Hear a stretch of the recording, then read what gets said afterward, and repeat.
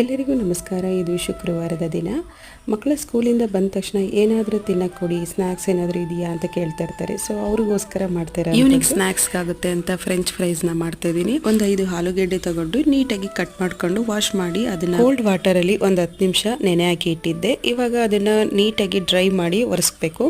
So ಅದಕ್ಕಾಗಿ ಒಂದು kitchen towel ಮೇಲೆ ಹಾಕಿಟ್ಟಿದ್ರೆ ಹ್ಯಾಂಡ್ ವಾಶ್ ಟವಲ್ ಮೇಲೆ ನೀಟಾಗಿ ಫುಲ್ ಅದು ಒಂದು ಹನಿ ಕೂಡ ನೀರಿರಬಾರ್ದು, ಆ ರೀತಿಲಿ ಒರೆಸ್ಕೋಬೇಕು. ಫುಲ್ ಡ್ರೈ ಆಗಿರಬೇಕು. ಮುಟ್ಟು ನೋಡಿದ್ರೆ ಅದನ್ನೆಲ್ಲ ಕ್ಲೀನ್ ಮಾಡಿ ಇವಾಗ ಒಂದು ಪ್ಲೇಟಲ್ಲಿ ಹಾಕಿ ಎತ್ತಿಟ್ಕೊಂಡಿದ್ದೀನಿ. ಇಟ್ಕೊಂಡಿರೋ ಬಟಾಟೆನ 2 ಸಲ ಎಣ್ಣೆಯಲ್ಲಿ ಫ್ರೈ ಮಾಡಬೇಕು. ನೀಟಾಗಿ ಫ್ರೆಂಚ್ ಫ್ರೈಸ್ ಬೆಂದಿದೆ ಅಂದರೆ ಎಣ್ಣೆ ಮೇಲೆ ತೇಲುತ್ತೆ, ಮುಳುಗೋದಿಲ್ಲ. ಸೊ ಅದು ಬೇಯೋವರೆಗೂ ಎಣ್ಣೆ ಒಳಗಡೆ ಮುಳುಗಿರುತ್ತೆ, ಬೆಂದಾದ್ಮೇಲೆ ತೇಲ್ತಾ ಇರುತ್ತೆ. ಕ್ರಿಸ್ಪಿಯಾಗಿ ತುಂಬ ಚೆನ್ನಾಗಿರುತ್ತೆ. ಒಂದು ಚುಟ್ಕಿವಷ್ಟು ಉಪ್ಪು ಹಾಕಿ ಮಿಕ್ಸ್ ಮಾಡಬೇಕು.